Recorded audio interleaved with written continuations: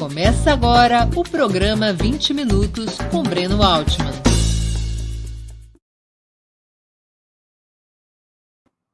Bom dia. Hoje é 30 de março de 2022. Estamos dando início a mais uma edição do programa 20 Minutos. Nosso entrevistado será José Sérgio Gabrielli, presidente da Petrobras durante os governos Lula e Dilma, entre 2005 e 2012. Ele também é professor aposentado da Universidade Federal da Bahia e pesquisador do Instituto de Estudos Estratégicos de Petróleo, Gás Natural e Biocombustíveis. Antes de começar, quero pedir um pouquinho de paciência para o nosso imprescindível recado comercial.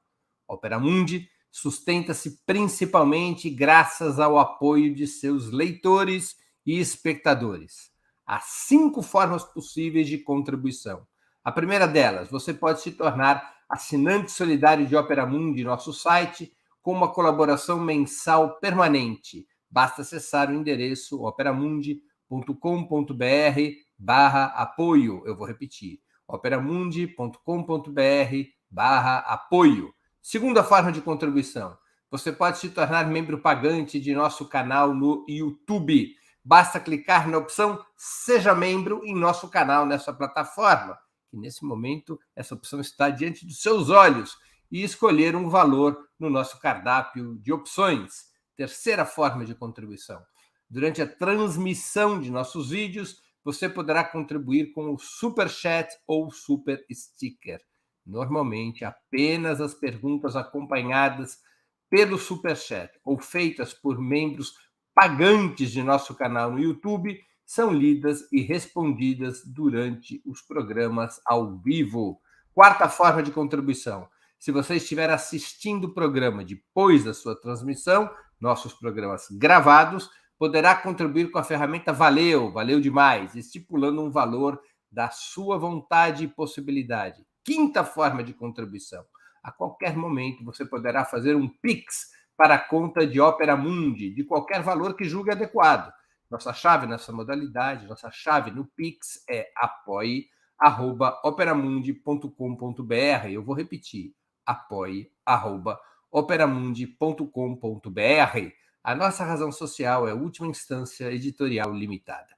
Além dessas 5 formas de colaboração, lembre-se sempre de dar like, de clicar no sininho e de compartilhar nossos programas com amigos e em seus grupos. São ações que aumentam nossa audiência e engajamento, ampliando também nossa receita publicitária, tanto no site quanto no YouTube. Lembrem-se, saco vazio não para de pé. A tua contribuição é fundamental para o sustento e o desenvolvimento de Opera Mundi.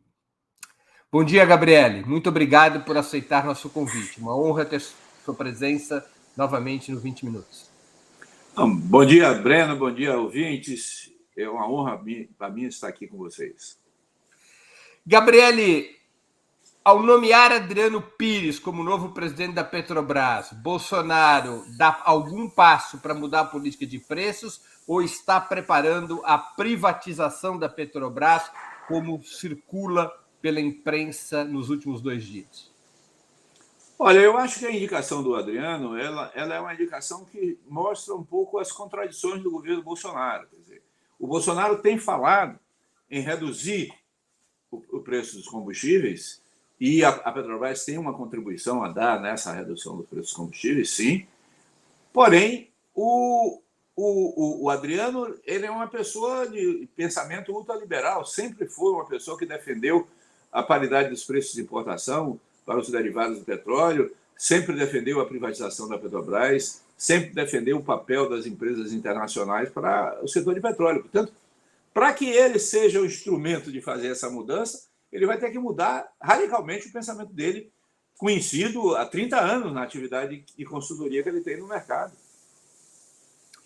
Gabriele, uma explicação didática. Como é que era calculado o preço dos combustíveis durante os governos petistas e qual a diferença com o método atual durante as administrações Temer-Bolsonaro? Olha, O primeiro elemento importante é considerar a situação do mercado. Quer dizer, no nosso tempo, o Brasil era exportador de gasolina, importador de óleo diesel e importador de gás de cozinha. Porém, nós estávamos com as refinarias operando a 92%, 93%, 94% de capacidade. Então, nós estávamos com a refinaria brasileira operando a toda velocidade. As importações que ocorriam eram importações relativamente pequenas em relação ao mercado doméstico, que nós tínhamos uma perspectiva de crescer, que tínhamos projetos para a construção de novas refinarias. Então, nesse contexto, nós não passávamos para os preços domésticos imediatamente as variações dos preços internacionais. Nós acompanhávamos, sim, no médio e longo prazo, sempre você tem que manter uma relação entre os preços domésticos e os preços internacionais num país que é aberto, como é o caso do Brasil. Mas nós não precisamos passar todos os dias a variação especulativa que ocorre nos preços internacionais. A grande diferença que ocorreu a partir de 2016 foi que, a partir de 2016, os preços passaram a ser ajustados praticamente instantaneamente, toda vez que tinham qualquer variação no preço internacional. Além do que, a escolha dos referenciais, às vezes, não eram as escolhas que refletiam, de fato, a movimentação real das importações brasileiras. Por outro lado, a partir também de 2016, o governo adotou uma política de reduzir a utilização das refinarias da Petrobras. As refinarias da Petrobras chegaram a operar, por exemplo, a RLAM, aqui da Bahia, chegou a operar 65% de capacidade, deixando 35% de capacidade ociosa. Para que isso? Para ampliar as importações de derivados. E foram criadas cerca de 400 empresas importadoras de gasolina, de diesel, de querosene de aviação, nesses 6 anos que nós temos. Então, o quadro atual do mercado é que nós temos cerca de 400 importadores de derivados. As refinarias da Petrobras voltaram, é claro, voltaram a operar com mais capacidade no final agora de 2021. Ampliou-se, sim, de fato, a utilização da refinaria brasileira, e você tem, apesar disso, uma importação de cerca de 1/4 da gasolina brasileira importada hoje, cerca de 1/4 do diesel brasileiro importado e cerca de 1/3 do GLP brasileiro importado. Então, a utilização do preço internacional ajustado rapidamente, instantaneamente, favorece o importador e favorece o acionista da empresa, porque o acionista da empresa acaba tendo uma rentabilidade extraordinária, porque produz o petróleo a cerca de $30 o barril e vende o equivalente a um petróleo de $100 o barril. Portanto, tem uma margem extraordinária. E é por isso que a Petrobras hoje tem uma rentabilidade sobre o patrimônio que é o dobro da rentabilidade das empresas internacionais de petróleo. O ex-presidente Lula ele tem seguidamente questionado essa formação de preço da Petrobras. E ele usa uma imagem, ou ele faz uma crítica dizendo que o preço da Petrobras, na medida em que o Brasil é autossuficiente, deveria ser a custo, ou seja, calcular quanto custa extrair o barril no Brasil, com os salários brasileiros, com todos os custos que são praticamente nacionais, estabelecer uma taxa de lucro e colocar o preço, desalinhando com o mercado internacional. Ele até citou como exemplo que há países que fazem isso e que oferecem, que são produtores de petróleo e que oferecem o preço na bomba até abaixo do mercado internacional. Citou até um exemplo numa entrevista da Arábia Saudita. Era assim que era calculado durante os governos Lula e Dilma? O preço era calculado com base nos custos reais? Não, é evidente, os preços continuam sendo calculados nos custos reais até hoje. Quer dizer, a lucratividade da Petrobras vem exatamente disso, porque o cálculo do custo da matéria-prima utilizada na refinaria é um cálculo do custo real brasileiro. Então, o que vai fazer é que a margem de lucro é maior ou menor. Entendi. Tá certo? Então, toda vez você calcula o custo real. Quer dizer, o custo de transferência, você faz um cálculo chamado de preço interno de transferência, que é uma simulação do preço internacional apenas para mensurar o lucro do setor de abastecimento, diferente do lucro de produção de petróleo. Mas, no ponto de vista corporativo, do ponto de vista da contabilidade da lucratividade, você calcula o custo e você vende pelo preço que você. E esse preço dá a margem. O que é que Lula está falando? Lula está falando em abrasileirar o preço do petróleo. Ao meu ver, o que ele quer dizer com isso é que nós temos que levar em conta essa realidade. Quer dizer, a produtividade do pré-sal é extraordinária. Nós hoje somos o pré-sal brasileiro, é o segundo custo menor do mundo em termos de produção de petróleo. Nós só perdemos para algumas áreas da Arábia Saudita em termos de custo de extração do petróleo. Então, a produtividade é gigantesca. Nós temos poços do pré-sal produzindo 64, 65 mil barris por dia, tá certo? Que é uma coisa extraordinária de produtividade. Qual é o custo do barril brasileiro? Olha, o custo de extração hoje está abaixo de $5.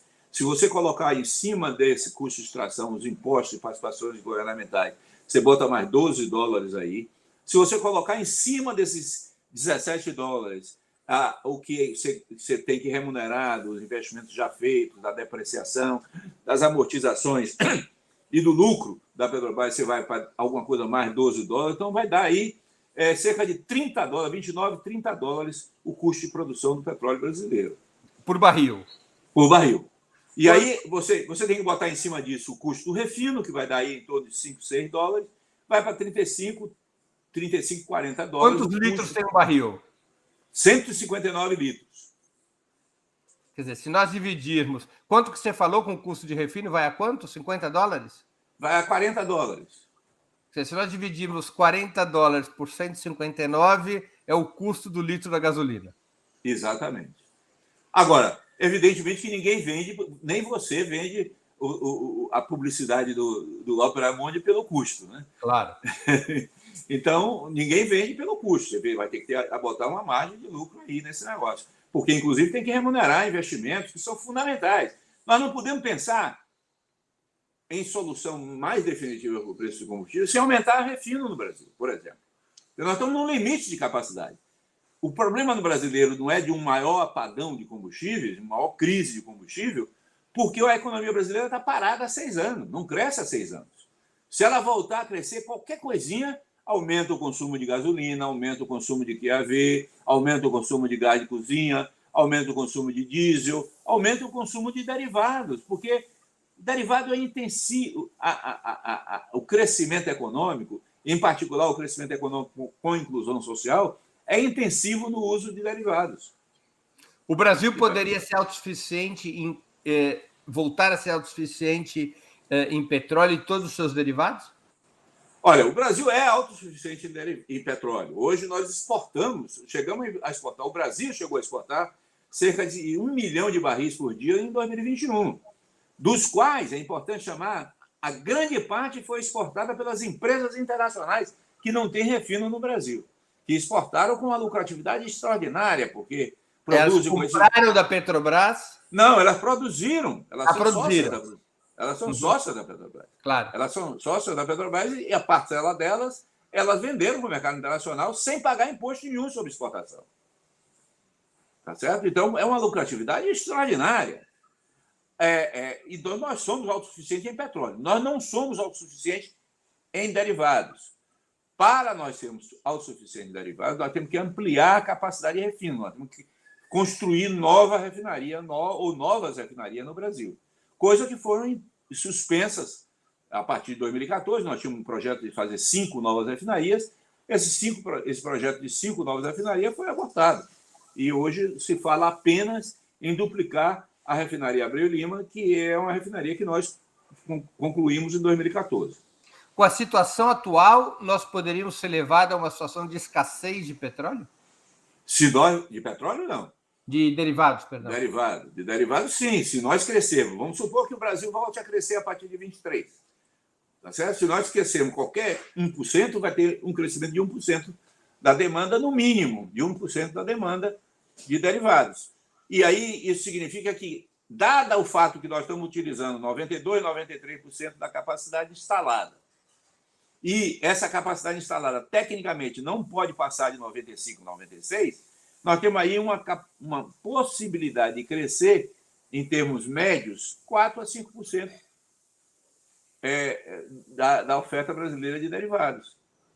Portanto, qualquer crescimento que nós tivermos, O Brasil vai bater, vai ter que importar. Vai ter que importar. Hoje, há algum estudo que aponta qual que poderia ser o preço hoje da gasolina, mudando os critérios e fazendo com que a taxa de lucro da Petrobras fosse a média do mercado mundial? Não, isso pode ser feito, mas isso é tão arbitrário quanto o PPI. Quer dizer, o PPI não é uma regra técnica, é uma escolha. É uma escolha de política de preço. Você também pode escolher uma política de preço de arbitrar uma taxa média de lucro e, a partir daí, você calcular um preço para o mercado. Mas isso é arbitrário tanto quanto. É uma escolha. O governo, que é acionista majoritário da Petrobras, tem o poder de alterar a metodologia de preços da Petrobras numa só canetada? Não. Numa só canetada, não. Ele teria que ter uma aprovação pelo Conselho de Administração da Petrobras de uma mudança na estratégia da empresa, retomando aquilo, aliás, que é histórico, de que a Petrobras tem uma responsabilidade com o abastecimento nacional, que esse abastecimento nacional teria que levar em conta os custos nacionais, teria que definir um pouco algumas políticas setoriais importantes, sem definir a operação, porque a responsabilidade da operacionalização dessa estratégia é da diretoria da empresa, mas o Conselho de Administração pode, sim, redefinir a estratégia. E aí a Petrobras vai se ajustando a isso. Além disso, é necessário fazer algumas mudanças na legislação extra-Petrobras. Você tem que fazer uma mudança na Política Nacional de Abastecimento, isso envolve decisões do CNPE e algumas decisões legais aprovadas pelo Congresso Nacional, e isso envolve uma mudança também no comportamento de órgãos reguladores como o CAD e a CVM, porque o CAD e a CVM estão exorbitando as suas funções num setor que é constitucionalmente monopólio da União. O que eles têm feito que exorbita das suas funções? Não, por exemplo, o refino está dito lá de forma clara na Constituição que o refino é um monopólio da União, que pode conceder a utilização da refinaria a empresas privadas e públicas. Se é monopólio da União, como é que você pode ter um órgão como o CAD que quer que o refino seja analisado como um setor competitivo, como uma banca de revista? Tá certo? Então, o CAD faz ameaça e sequer vai a julgamento, porque a Petrobras antecipadamente fez um acordo com o CAD para vender as refinarias. A privatização da BR Distribuidora e de refinarias tem, então, repercussão sobre a política de preços da Petrobras? Claro, porque sem você ter uma distribuidora, você dificilmente consegue... Nós temos no Brasil cerca de 42 mil postos de gasolina, né? Postos de gasolina, diesel, etc. Esses 42 mil postos de gasolina são geralmente microempresas. Eles são franquias das distribuidoras e eles têm, por exemplo, os postos que você pensa que está colocando Petrobras hoje, um posto chamado Petrobras, você não é mais Petrobras. A Petrobras não tem nada a ver mais com isso, porque a BR Distribuidora virou uma empresa 100% privada, já. Portanto, mas você mantém lá por um acordo de marcas, usa o nome da Petrobras. Agora, a forma em que as empresas se relacionam nesse tipo de questão exige um pouco a competição entre as distribuidoras. Você tem uma empresa como a BR Distribuidora ligada à Petrobras, permite um certo instrumento de amortecimento das margens. Porque a refinaria define um preço, mas o preço da bomba vai incluir a decisão do distribuidor e a decisão do dono do posto, que não é controlado pela Petrobras. Quer dizer, a Petrobras perde o controle da formação de preço completa do preço. Exatamente. Antes ela exercia isso. Antes ela tinha uma capacidade de exercer isso se quisesse. Quer dizer, ela podia regular o preço em função das condições brasileiras ou das condições, das necessidades da empresa. Entendi. Exatamente. Tem uma pergunta aqui do José Giacomo Bacarin. Um grande abraço ao Bacarin. A valorização recente da moeda brasileira pode refletir na queda de preços dos derivados do petróleo?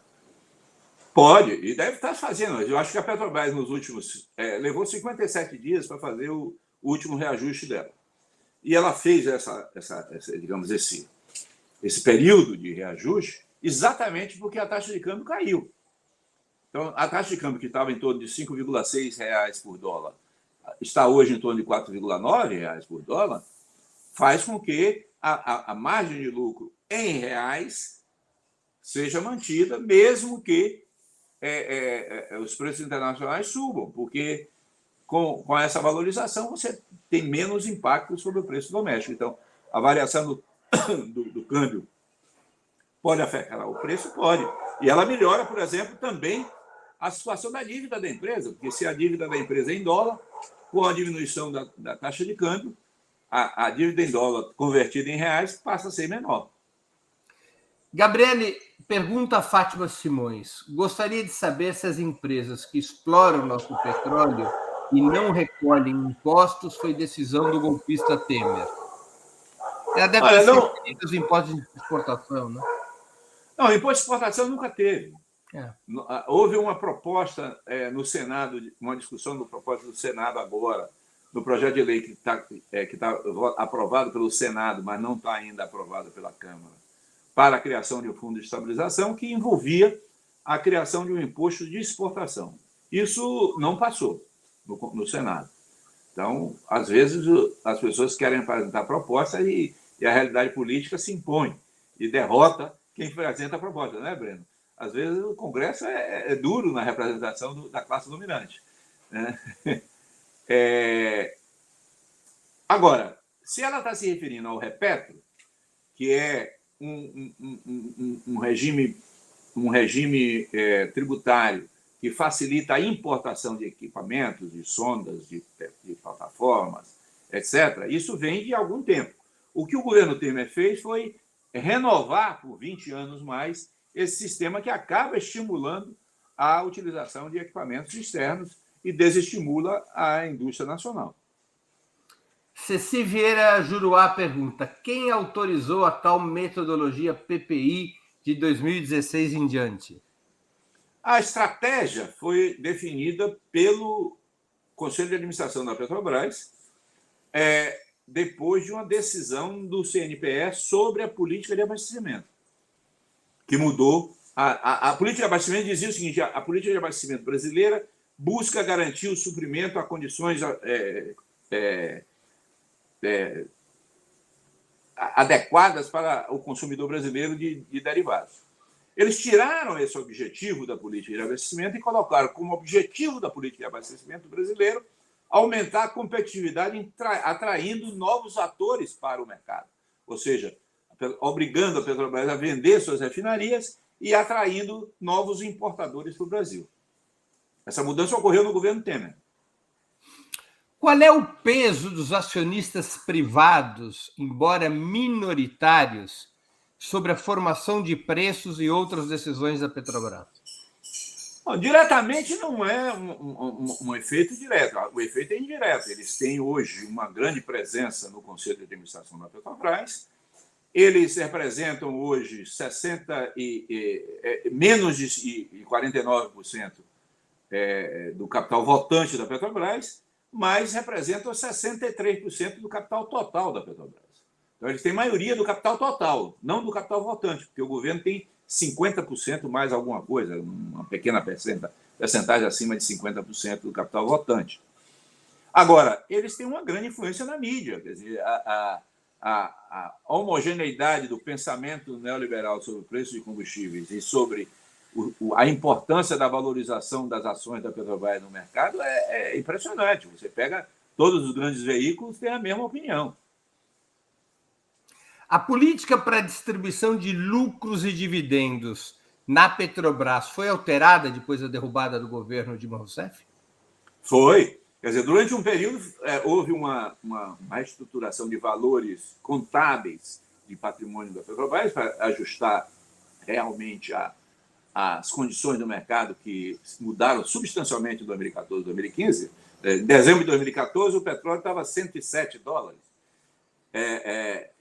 o barril, em dezembro de 2014. Em julho de 2015, estava 37. uma queda brutal desse tipo, você tem um impacto sobre a contabilidade. Além disso, a taxa de câmbio brasileiro saiu de 1,96 para R$ 3,5 por dólar. Então, isso também tem um impacto. Essas mudanças levaram a que 2014 e 2015 fossem anos complicados do ponto de vista financeiro para a Petrobras.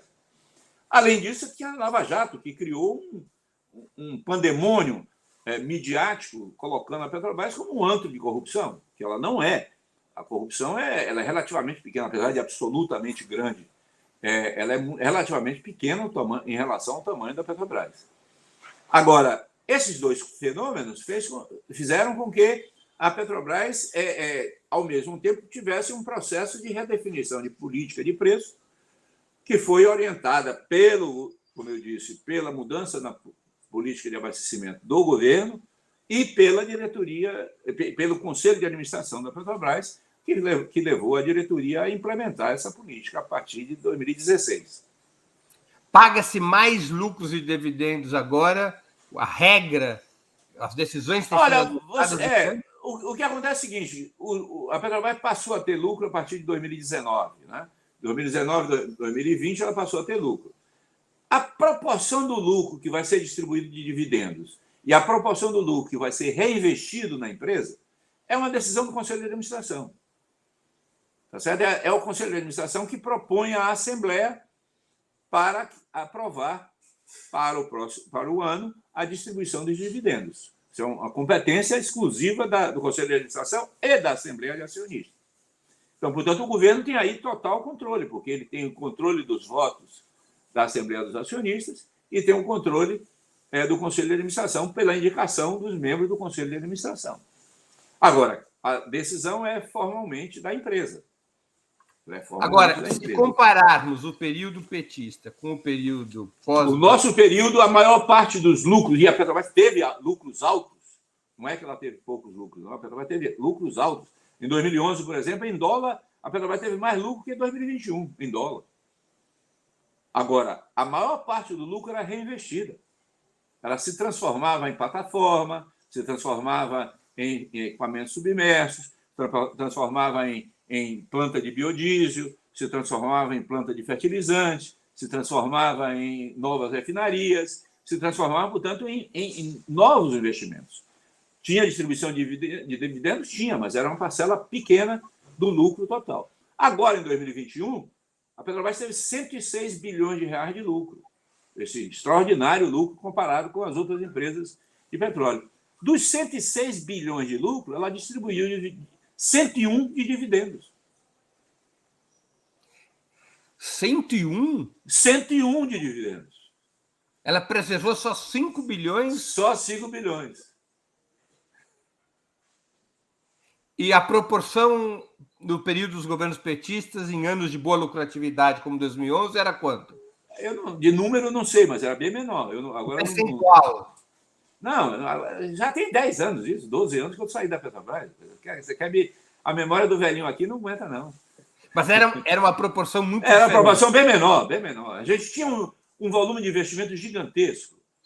Né? A gente tinha, só para dizer, o nosso plano de investimento nesse período de 5 anos era em torno de 240 bilhões de dólares em 5 anos. Hoje, o plano de investimento da Petrobras em 5 anos é em torno de 50. E eram investimentos com capital próprio, a partir da lucratividade? Aí você tinha uma grande parte desse investimento com capital próprio, gerado pela própria geração de caixa da Petrobras, e endividamento, porque com esse volume de investimento, você tinha que ter algum endividamento.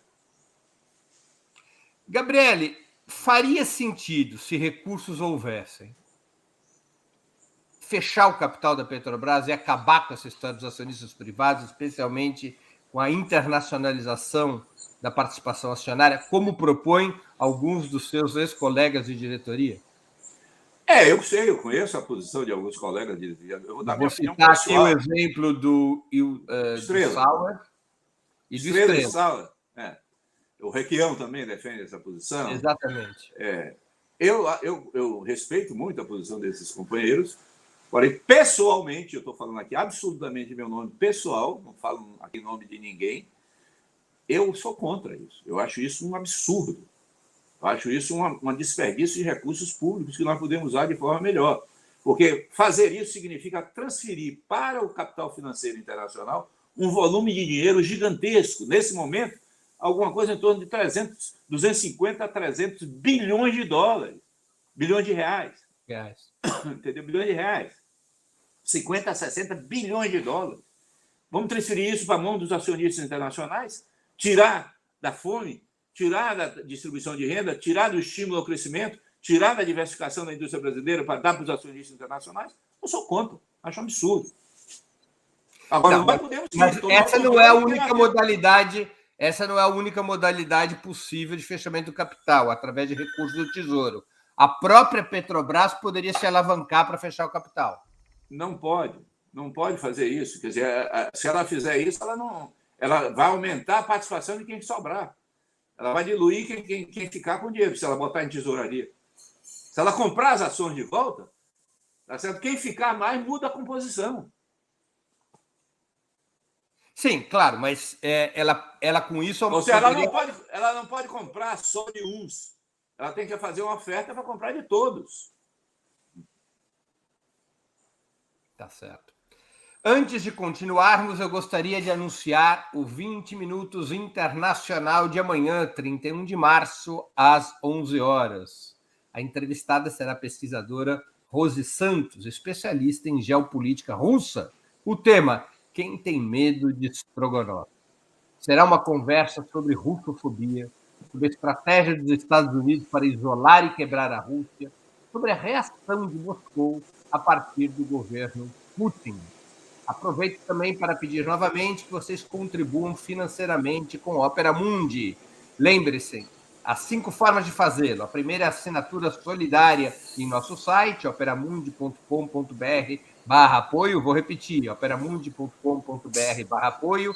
A segunda é se tornando membro pagante de nosso canal no YouTube.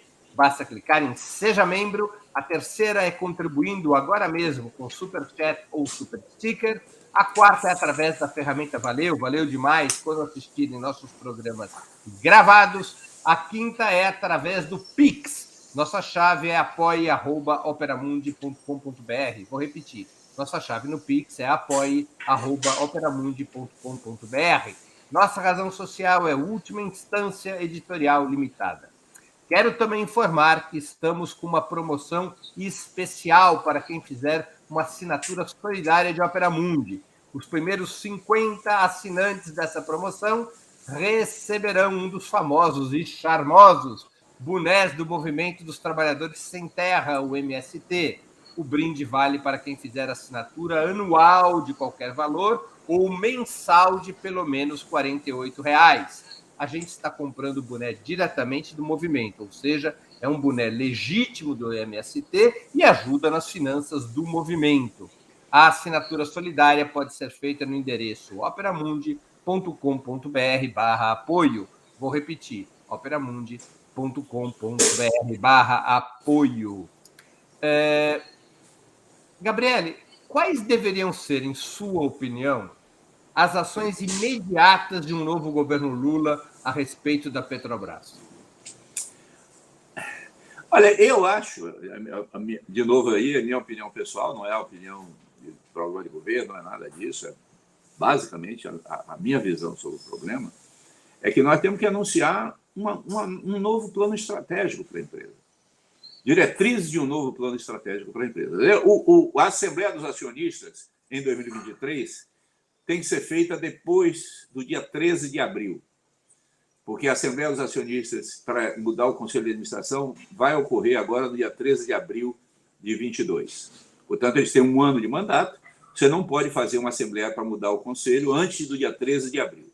O governo toma posse no início de 23. Então, vai ter aí 2 ou 3 meses que o governo não vai estar com o comando da Petrobras, a não ser que o Conselho renuncie, a não ser que a diretoria renuncie. Tá certo? Senão, eles têm mandato até 13 de abril. Portanto, nesse período, eu acho que tem que se formular algumas diretrizes de plano estratégico para que o mercado financeiro, inclusive, perceba que vai haver mudanças, sim. O mercado financeiro, de fato, penaliza muito a surpresa, mas se adapta às mudanças regulatórias do que é majoritário nas companhias. Agora, não gosta de surpresas. Então, você tem que dizer de forma clara, olha, nós vamos intervir na política de preço, Vamos levar em consideração a necessidade de atender às condições do mercado brasileiro. Vamos ter que retomar a discussão de construção de uma refinaria com base na Petrobras e não numa refinaria, na privatização das refinarias. Vamos tentar rever algumas das privatizações feitas, avaliar as condições em que elas foram feitas. Vamos ter que repensar o papel da Petrobras em novas áreas, para retomar o papel da Petrobras enquanto uma empresa que tem um impacto importante como empresa de energia e não somente uma empresa de petróleo.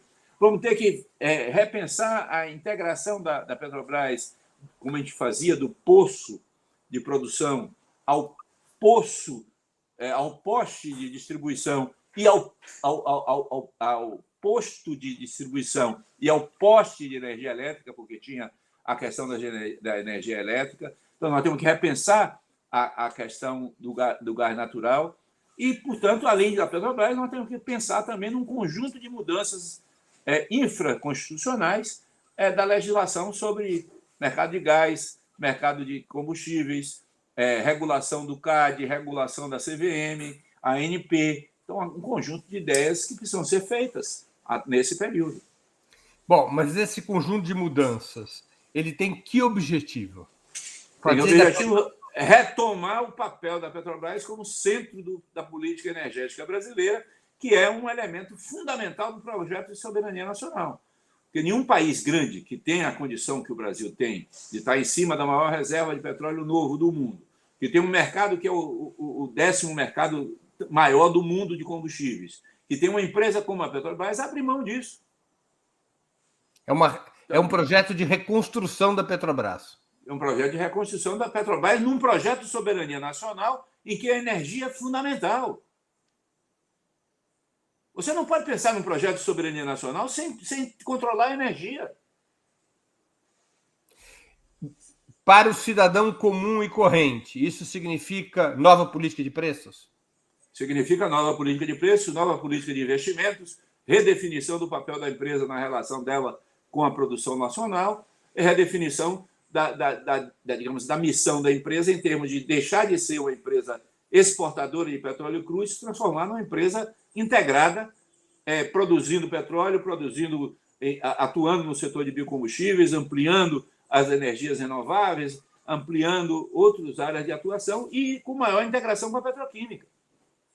Teria que haver uma retomada, uma reestatização da BR Distribuidora nesse projeto? Eu não sei se necessariamente a BR Distribuidora, mas a criação de uma rede... Porque uma rede de distribuição não é uma empresa que é dona dos postos.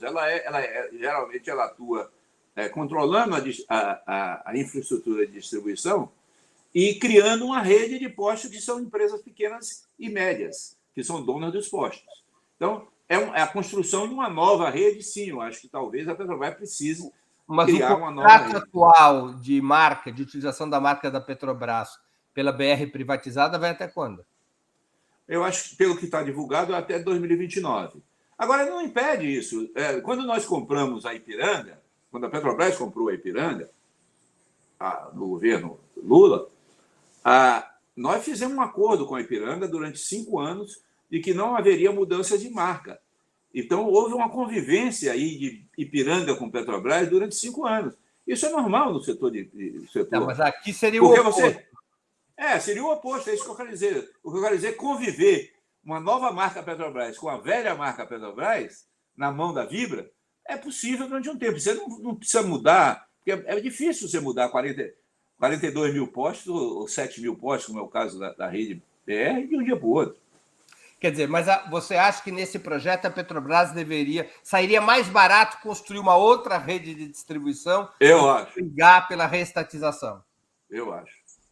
A reestatização significa comprar as ações no mercado. Você vai beneficiar quem comprou. No dia que você anunciar que vai comprar, o preço sobe. Construir uma nova rede. Significaria também uma outra política de distribuição de lucros e dividendos? Com certeza. Você teria que dizer que você vai substituir a lucratividade de curto prazo via dividendos por um aumento do valor da empresa no médio prazo, longo prazo, com o aumento do capital da empresa, com uma maior, digamos, amortecimento das flutuações da variação do fluxo de caixa, e com isso você ia garantir maior valor para o acionista, inclusive no longo prazo, mas sem passar isso para o acionista rentista de curtíssimo prazo. Você está menos pessimista sobre a possibilidade de reconstruir a Petrobras? Na outra entrevista que nós fizemos, me ficou gravado na memória de que você estava achando que era muito difícil reconstruir a Petrobras nos moldes que ela existiu pré-2016. Eu acho que é quase impossível voltar àqueles moldes. Totalmente é impossível. Por que é impossível? Porque o pré-sal já está, grande parte dele, distribuído para empresas que assumiram. Foram 7 leilões que ocorreram de 2016 para cá. Então, isso já está na mão das empresas. Eu acho que retomar isso é muito difícil. Eu acho que a Petrobras já perdeu a refinaria Landulfo Alves. Acho que é possível fazer um rearranjo, redefinição. É necessário fazer uma disputa judicial sobre a refinaria. Agora, retomar a refinaria eu acho muito difícil num período de curto prazo. Acho que a indústria brasileira de capital, a indústria no Brasil, não só a brasileira, a indústria no Brasil, brasileira e internacional, de fornecimento de equipamentos para o setor de petróleo e gás está desmontada. Quer dizer, a Lava Jato destruiu a engenharia pesada brasileira. Então, consequentemente, você não tem mais aquela condição que nós tínhamos de uma indústria nascente. Por outro lado, a Petrobras não é mais a operadora única do pré-sal. Não sendo mais a operadora única do pré-sal, não tem escala para viabilizar aquilo que é necessário numa indústria nascente, que é você ter uma escala de produção que permita você ter uma curva de aprendizado que, ao longo do tempo, reduz o seu custo. Então, essas condições mudam. Eu acho, no entanto, que nós temos outras condições que são favoráveis. Por exemplo, o papel do refino vai ser importante, o tipo de refino vai ser importante, a relação petróleo com petroquímica vai se tornar mais relevante, o papel dos biocombustíveis, o papel das energias renováveis e a transição energética se torna um elemento mais importante, o que exige um outro tipo de empresa para atuar no mercado brasileiro. O papel de operadora única do pré-sal não poderia ser retomado pela Petrobras? Poderia, mas você não tem mais o horizonte de fazer a escala que você tinha antes. Entendeu? Se você tinha uma escala antes, que você podia contratar 20 sondas, 25 sondas de perfuração, hoje você não tem mais. Você vai contratar 3, 4 sondas, no máximo. A não ser que você tivesse vontade e força de recuperar os campos que foram a leilão. Se você tivesse força, porque lembre que o próprio Lênin não conseguiu fazer adequadamente a estatização do petróleo de Baku, né? Quer dizer, a partir de 1921, Lênin abriu a ampla negociação com o capital internacional de petróleo. Ele acabou virando até amigo do dono. Exatamente. O Armand Hammer. Amigo, em vez de brigar com você, vem cá, vamos ser amigos. Exatamente, entendeu? E a União Soviética, que foi uma grande produtora de petróleo, ela fez várias alianças com o capital internacional de petróleo. No regime soviético, com a Revolução de 17, que é uma correlação de força que não é a nossa. É verdade. Nem a correlação de força, nem muita vontade também, né? Não, é interessante você ver o seguinte, se você olha, quase todos os grandes processos de nacionalizações que ocorreram tiveram negociações e tiveram pagamentos. A nacionalização na tora, via força política só, praticamente não existe. Claro, é verdade. Essa foi a explicação do Lênin para a aliança com o Occidental Petroleum. Nós não Exatamente. Temos a frase dele: nós sabemos tomar o poder, mas a gente não tem a mínima ideia de como administrar uma empresa. Exatamente. E aí ele brinca numa reunião do Comitê Central, está nas atas. A pessoa mais próxima que chegou disso aqui é o Stalin, mas o que ele fez foi assaltar um navio da empresa de petróleo. Foi o mais próximo que alguém aqui já chegou de uma empresa de petróleo. O Stalin tinha assaltado durante a clandestinidade um navio. O Stalin era líder sindical, né? Líder sindical petroleiro. Lá em Baku, em 1905, ele lidera aquele movimento lá da revolta. Mas teve que fugir porque resolveram assaltar o diabo do navio. Exatamente. Precisava de dinheiro. Revolução custa dinheiro, mais que petróleo. Gabriele, o senador Jean Paul Prates, do PT do Rio Grande do Norte, líder da minoria no Senado, está propondo, ele fez um discurso ontem, dia 29 de março, ele está propondo a fusão da Petrobras e da Eletrobras em uma só companhia estatal de energia, seguindo o exemplo da norueguesa Equinor. Qual é a sua opinião a respeito? Olha, eu respeito muito o senador Jean Paul, que eu acho que é uma pessoa que conhece bem o setor, mas eu discordo dessa proposta de fusão da Eletrobras com a Petrobras nesse momento. Eu acho que em outro momento até pode-se pensar nisso. Por que eu discordo? Primeiro, porque são duas culturas empresariais muito distintas. A cultura empresarial petróleo, Petrobras, e a cultura empresarial Eletrobras. A Eletrobras era uma empresa focada na geração. A distribuição já está privatizada há muito tempo, então a relação da empresa de geração com a distribuição ela é um tipo de relação. A Eletrobras ela é uma empresa que trabalha muito em forma de holding, portanto, tem uma relação com geradoras locais muito fortes, o que não é o caso da Petrobras. A Petrobras é uma empresa que opera, que trabalha, que integra, e que ela tem que ser integrada, porque esse é o modelo dominante no mercado. Tá certo? É um modelo, a empresa integrada que produz petróleo, refina petróleo, distribui petróleo e vende petróleo e derivados, é o modelo. Então, você pegar uma empresa integrada e juntar com uma empresa que é fortemente geradora, eu acho que cria problemas do ponto de vista de gestão. Estou falando só do ponto de vista da gestão. Do ponto de vista da correlação de forças, eu acho que essa fusão pode facilitar a privatização e não melhorar a atuar dessa maneira. Então, portanto, pessoalmente, eu acho que é uma ideia que pode ser pensada num outro momento, mas nesse momento ela é inadequada. Por que poderia facilitar a privatização? Porque na medida que você colocar as duas empresas como uma empresa única, você vai colocar o capital sobre o mesmo... as ações vão ser no mesmo lugar. Então, se você fizer uma operação como está prevista a privatização da Eletrobras, que é como foi feito com a BR Distribuidora, que é você vender o controle da empresa no mercado, você vai ter aí, primeiro, uma grande pressão do mercado financeiro de comprar, e segundo, que com um tiro só você mata dois coelhos. Tá certo. O Lucas Brasil pergunta qual é o papel da Petrobras na parceria com a Braskem? E ele completa a pergunta: a Braskem Indústria Petroquímica ainda é de capital nacional? A Braskem ainda é uma indústria brasileira, porque o controle da Braskem é dividido entre a Petrobras, que tem, se eu não me engano, 47% do capital da Braskem, e a Odebrecht, que chama-se Novonor, que é o outro controlador da Petrobras, da Braskem. Tanto a Novonor como a Petrobras querem vender suas ações. Hoje saem notícias no mercado que há um modelo aí semelhante ao que aconteceu na Rússia. Você que conhece bem a Rússia, Breno, aconteceu na Rússia logo depois da queda do regime soviético. Quer dizer, o que aconteceu lá foi um programa feito pelos burocratas e sob estímulo do mercado financeiro russo, que precisava ter financiamento para o Estado, e aí levou os bancos a emprestarem ao governo com base na garantia de ações das empresas petrolíferas.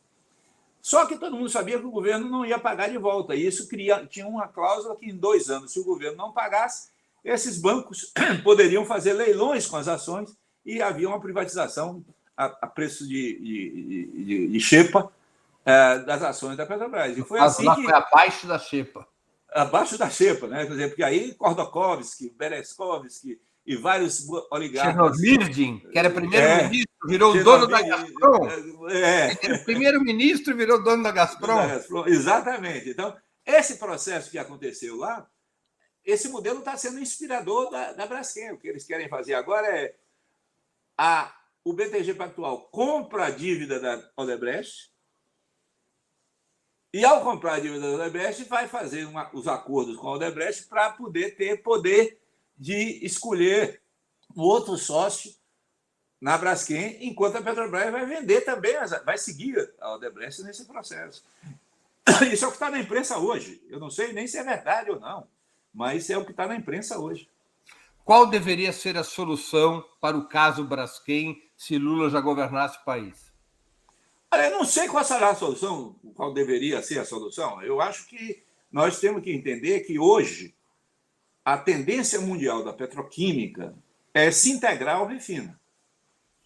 Você, cada vez mais, todas as grandes refinarias novas são refinarias de alta complexidade, portanto, são refinarias que processam vários tipos de petróleo, e são refinarias integradas com complexos petroquímicos. Porque o futuro de longo prazo do petróleo é aumentar a sua utilização industrial e menos ser utilizado para a mobilidade. Claro. Ou seja, na verdade, a Braskem deveria ser uma empresa que se integrasse à Petrobras. Não necessariamente integrar com propriedade. Eu acho que não necessariamente precisa ser parte da Petrobras. Agora, você tem que ter integração, sim, nas novas refinarias, com mais integração com a petroquímica. E, para isso, ter uma participação da Petrobras relevante na Braskem é importante. Ou seja, manter um modelo que vem funcionando já há muitos anos. Tá certo. Mudando um pouquinho de assunto, ficando no mesmo tema. O pré-sal continua a ser, como disse a ex-presidenta Dilma Rousseff, o passaporte do Brasil para o futuro? Olha, se isso é a produtividade e a geração de renda alta pelo pré-sal, sim. O pré-sal hoje representa, Breno, 70% da produção da Petrobras. Daqui a 5 anos vai representar 85% da produção da Petrobras. Então, se não fosse o pré-sal e se não fosse o investimento que nós fizemos, a Petrobras hoje estaria numa situação deplorável. Então, nesse sentido, o pré-sal ele é fundamental, porque a produtividade do pré-sal, apesar de que Carlos Sardenberg, da CBN, do Globo, de Amília Leitão, o próprio Adriano Pires terem dito que o pré-sal era inviável, está comprovado que o pré-sal era altamente viável, produtivo e fundamental. Então, nesse sentido, ele era um passaporte para o futuro. Só que ele não era unicamente petroleiro. Quer dizer, havia um conjunto de ações feitos, um conjunto de leis que foram aprovadas em 2010, que envolviam a criação de um fundo social que utilizava as rendas do petróleo para fazer uma revolução no financiamento educacional brasileiro, que teria um impacto transgeracional gigantesco. Havia uma política de conteúdo nacional que você fazia com que a escala de compras da Petrobras possibilitasse você montar uma indústria naval no Brasil, montar uma indústria de equipamentos submersos, criar uma indústria de engenharia pesada no Brasil que está desmontada. Você tinha a utilização da velocidade de novos leilões atrelada à capacidade de crescimento da indústria brasileira de fornecimento, o que fazia com que houvesse um controle nacional da oferta de derivados, de oferta de petróleo, que estaria junto com a criação de novas refinarias que atenderia o crescimento brasileiro. Então, portanto, você tinha uma soberania nacional sobre a utilização dessa reserva. Nós não temos mais soberania sobre isso. Nós tivemos agora uma visita de uma missão de alto nível do Exército americano, das Forças Armadas Americanas, para reunir com a Petrobras e com o governo brasileiro para aumentar exportações de petróleo para substituir o petróleo russo que está sendo tirado na guerra na Ucrânia. O ministro do Exército brasileiro foi receber ordem do Pentágono há 2 ou 3 semanas atrás. Então, nós estamos aí com uma perda de soberania total. Desmontamos o Fundo Social, tiramos a Operação Única do Pré-Sal, desmontamos a indústria nacional, portanto, o passaporte do futuro ficou potencial.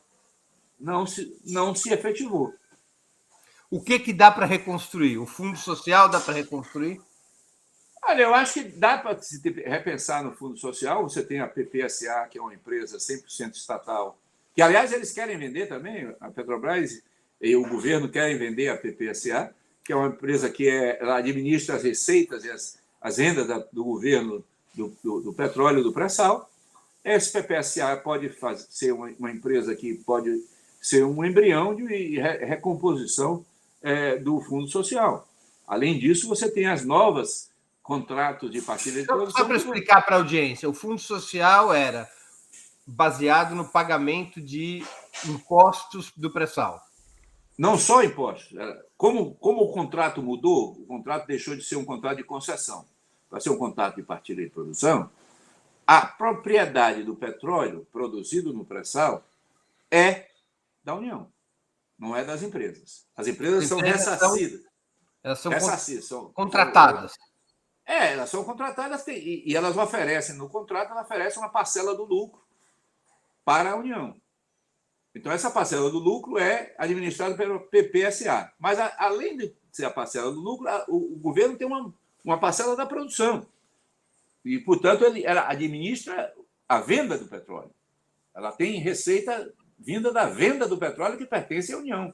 Então, o Fundo Social era impostos mais lucros, parte dos lucros.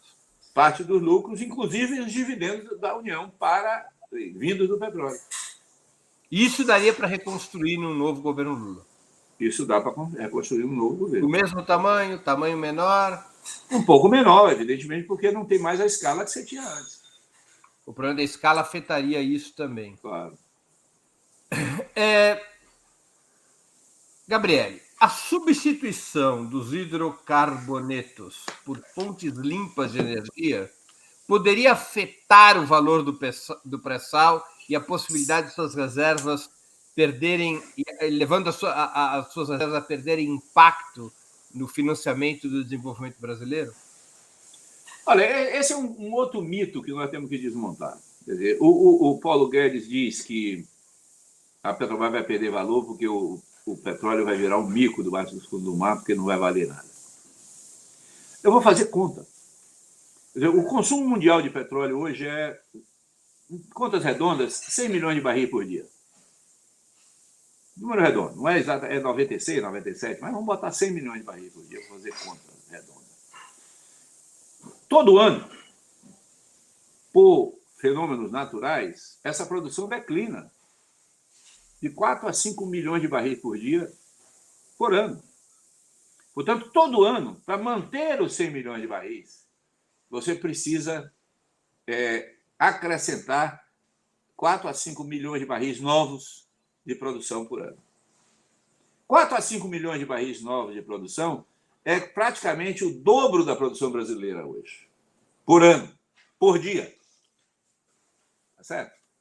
Então, se nada crescer, você vai precisar de 2 vezes a produção brasileira por ano, até 2050, 60, com certeza. Depois de 2060, você pode dizer que vai ter alguma coisa, mas até hoje, pelo menos os grandes projetistas de futuro do setor visualizam uma queda. Sim, vai ter uma queda do petróleo? Vai. Vai ter uma queda do gás natural na matriz energética? Vai. Essa queda vai ser de quanto? Hoje, o petróleo é 37% das fontes primárias de energia. 37%. As estimativas são que em 2050 isso vai cair, mas vai cair para 27%, 28%. Ainda vai ser grande. Porque 100 milhões de barris consumido hoje é com o produto de hoje. Você acha que o produto mundial vai ficar o mesmo?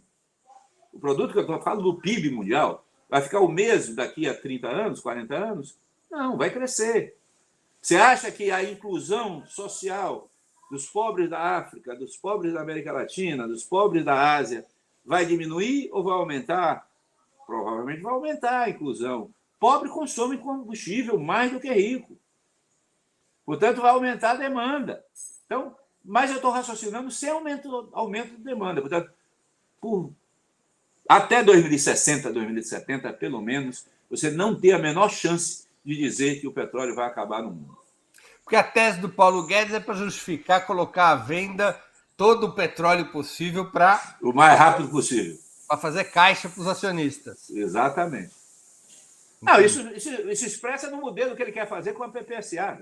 A PPSA, que é a petróleo, petróleo pré-sal do Brasil, quer dizer, é uma empresa 100% do governo brasileiro que administra a renda do governo no pré-sal. Ele quer vender essa empresa. Essa empresa não tem ativo. O que ela vai vender? Vai vender os contratos futuros que ela vai ter para receber de petróleo. Então, ele quer antecipar a venda futura do petróleo. Para isso, evidentemente, que o mercado vai fazer uma taxa de desconto. E esse desconto vai ser menor do que vai ser a rentabilidade real. Então, com isso, você vai passar para o setor privado um valor que seria a riqueza do povo brasileiro. Perfeito. O cenário internacional, crescimento, radicalização da bipolaridade, confrontação entre Estados Unidos de um lado, Rússia e China do outro, guerra na Ucrânia, esse cenário internacional ajuda ou atrapalha a reconstrução da Petrobras e a retomada do seu papel no desenvolvimento brasileiro? Olha, a crise Rússia... O Brasil sempre se deu bem com guerras, né? As guerras sempre ajudaram a economia brasileira. A guerra, por exemplo, como eu disse, os Estados Unidos está fazendo um movimento de isolamento da Rússia. O isolamento da Rússia vai chegar um momento, se isso continuar, do isolamento da Rússia do mercado de petróleo e do mercado de gás. Quais são os efeitos disso sobre o Brasil? Os Estados Unidos estão atuando agora de uma maneira, no Brasil, esperada, sem nenhuma surpresa, mas em relação à Venezuela e ao Irã, surpreendente, porque os Estados Unidos agora querem ser o amiguinho da Venezuela e do Irã, para que o Irã e a Venezuela substituam a Rússia no mercado internacional de petróleo pesado. Tá certo? E precisa disso, porque senão vai ter uma crise na Europa, particularmente na produção de diesel.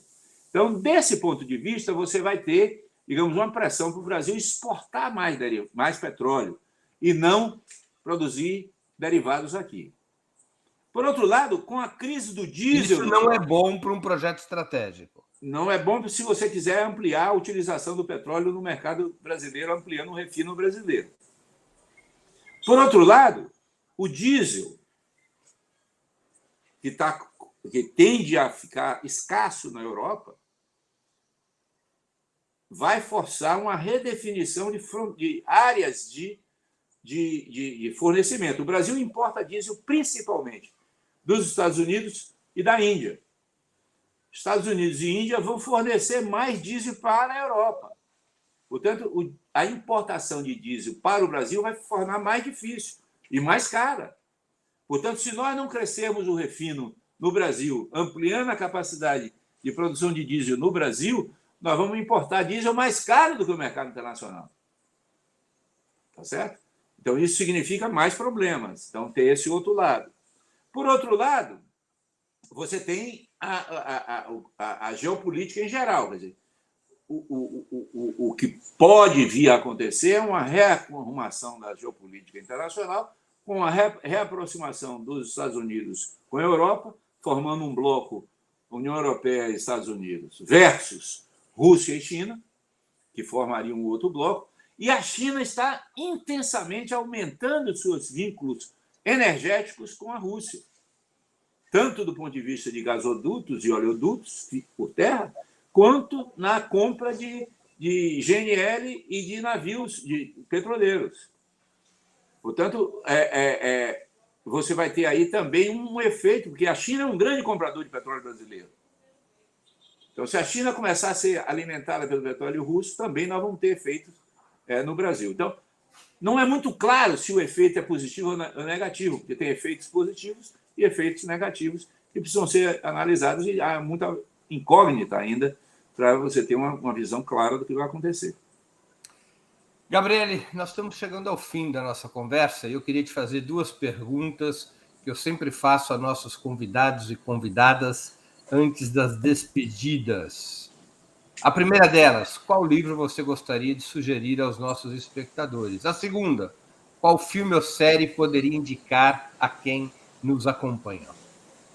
Bom, série eu não vou indicar porque série muda toda semana. Eu acho que nós temos hoje uma multidão de séries interessantes e eu não gostaria de indicar. Livro, eu indicaria um livro que eu acho que trata de um tema muito importante, que é o tema escravidão, que é o livro do Laurentino, tanto o volume 1 como o volume 2. Há problemas, digamos, de precisão histórica. Os historiadores acham que ele é mais jornalista do que historiador, e é fato, ele é mais jornalista do que historiador, mas ele coloca uma série de informações, algumas imprecisas, mas interessantes, sobre um fenômeno que é, digamos assim, extremamente importante para a formação do capitalismo mundial, e, em particular, para o capitalismo brasileiro e para a sociedade brasileira, que é a escravidão. E a escravidão tem impactos enormes. E ele trabalha com uma visão muito macro sobre a África, a Europa, o papel da Inglaterra, o tráfico, os impactos na sociedade brasileira. Então, os 2 volumes me parecem que seriam livros interessantes para ler. Em termos de filme, eu indicaria 2 filmes. Um filme brasileiro, que eu gosto muito, chama-se Estômago. Eu não sei se vocês viram, que é um filme de um mestre Cuca nordestino que vai para São Paulo e lá acaba se entrando em problemas, etc. Um gênio do alecrim, esse mestre. Entendeu? E é o nordestino tentando se integrar na sociedade paulista, eu acho muito interessante. E o filme que eu também indicaria é Não Olhe para Cima, porque eu acho que ele mostra muito o quadro atual do negacionismo, o quadro atual do obscurantismo e as ameaças que nós temos hoje para a democracia e para o mundo. Deixa eu te fazer uma pergunta sobre o livro. O Lula ontem citou, eu conheço bastante esse livro, até porque a primeira edição esteve sob minha responsabilidade há 25 anos atrás. Ele citou o livro O Petróleo, do Daniel Yergin. Qual é a sua opinião sobre o livro? É um livro importante para ser lido quem quer conhecer a história do petróleo? Eu acho fundamental. Um livro que é uma enciclopédia da história do petróleo. Mas ele para lá se eu não me engano, em 1900, início do século, né? Início dos anos 2000. O segundo livro dele... Antes até, ele para em 91. 91, Então, mas é muito bom, porque ele mostra digamos, a relação, até com detalhe demais, que é um livro grande, né? Ele até mostra com detalhe demais o significado do petróleo na geopolítica mundial e nos conflitos, né? Nos conflitos que ocorrem no mundo. Então, é um livro que me parece muito importante. É escrito por um estudioso americano, mas é um livro que me parece que, do ponto de vista da ótica do petróleo, é muito detalhado e muito relevante para entender a importância do petróleo.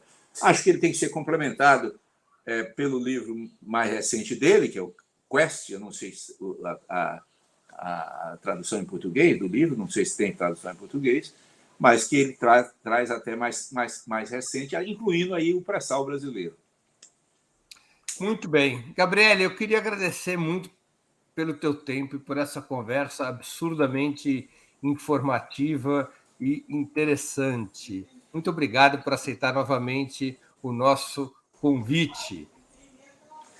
Obrigado a você, Breno. Eu queria terminar dizendo mais uma vez aqui, para evitar conflitos, que eu estou falando exclusivamente em nome pessoal. Eu não falo aqui em nome de ninguém, muito menos da campanha de Lula. Ótimo. Grande abraço, Gabriele. Obrigado.